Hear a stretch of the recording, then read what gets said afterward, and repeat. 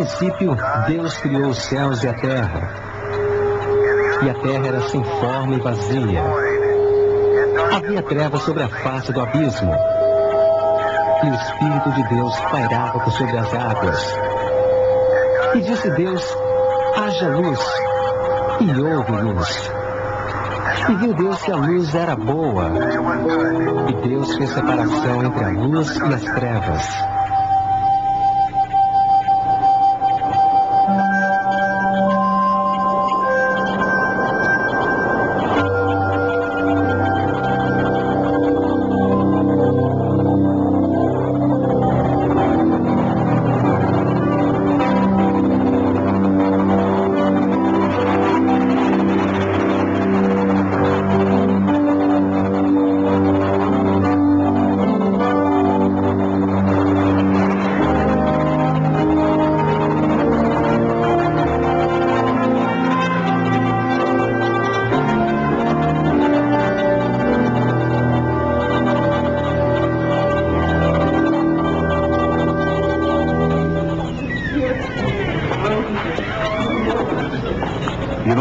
Em quase todos os sistemas educacionais do mundo, os jovens são ensinados a respeito do grande mistério: como apareceu o mundo.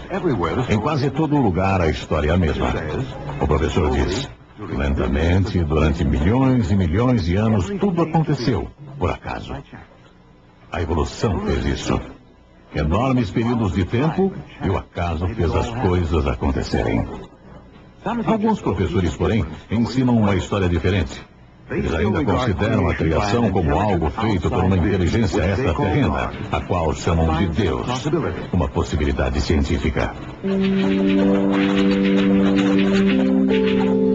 Nesses programas, você conhecerá um britânico brilhante, o professor Arthur Weiner-Smith, um dos poucos cientistas do mundo que já recebeu 3 doutorados. Ele já publicou mais de 60 livros e artigos científicos, não só na área do debate criação versus evolução, mas também na sua área da ciência, que é a bioquímica.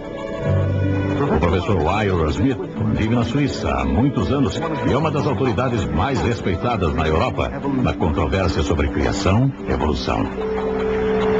Vamos dar uma olhada no mundo ao nosso redor.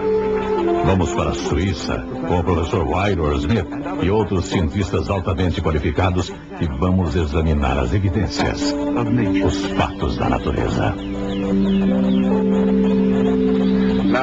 Bem, há 2 modelos principais que são usados para explicar a origem do cosmos, do sistema solar, da biologia e dos elementos até chegar ao homem.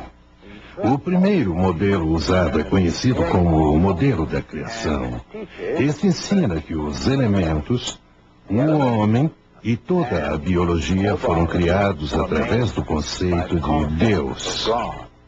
E que ele criou num período curto de tempo, significando que a Terra é relativamente nova. Esse é o modelo criacionista. O segundo modelo é conhecido como o modelo evolucionista e presume que os elementos, o cosmos, a biologia e o homem se desenvolveram durante milhões e milhões de anos lentamente, espontaneamente, por acaso. E que esse princípio evolucionário é o princípio por trás da biologia dos elementos em toto. Isso é conhecido como modelo evolucionista. Vamos agora, nesta série de vídeos, dar uma olhada nos 2 modelos e ver em qual modelo as provas se encaixam melhor.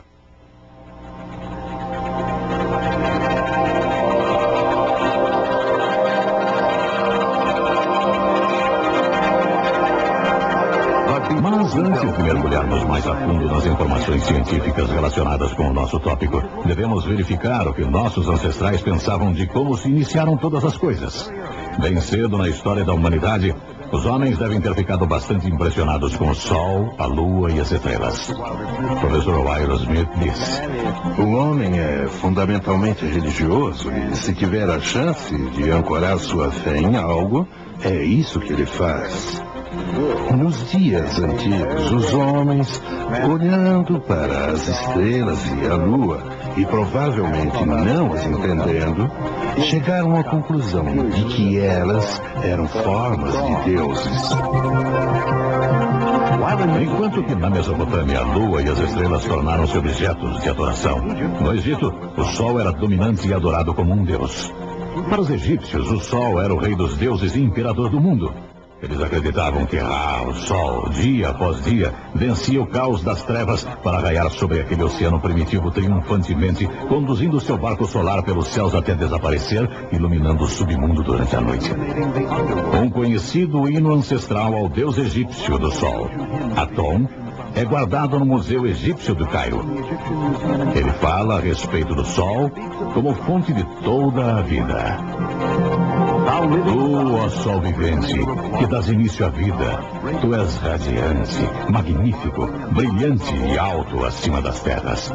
Tu que causas o fruto na mulher, que criaste a semente no homem e que deste vida à criança no útero de sua mãe.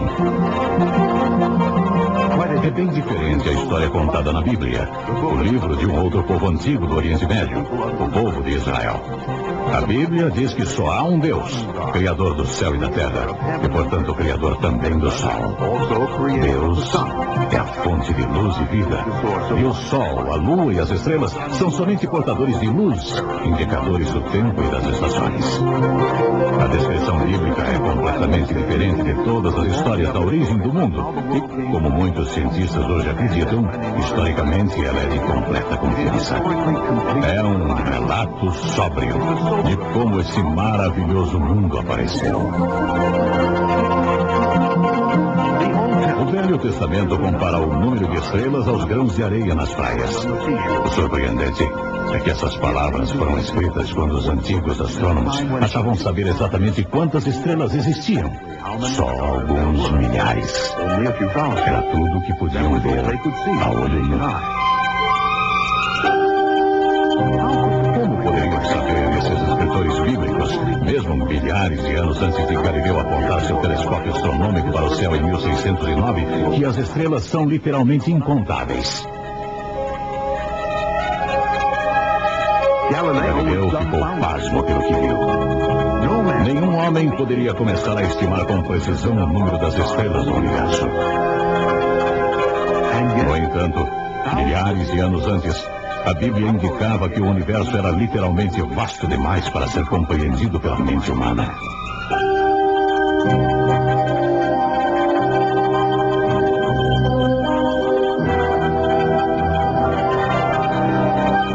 Para nós, vivendo no século XX, o Sol é uma fonte de energia importante. A energia de que nós necessitamos desesperadamente. Contudo, na nossa teoria evolucionista, como os antigos egípcios, nós temos o Sol como quem dá origem à vida. E como os antigos babilônicos, muitos creem que a posição das estrelas determina seu futuro. A astrologia e os horóscopos têm um papel importante nas vidas de muitos e têm crescido sua importância com mais e mais horóscopos influenciando os homens e as mulheres de hoje.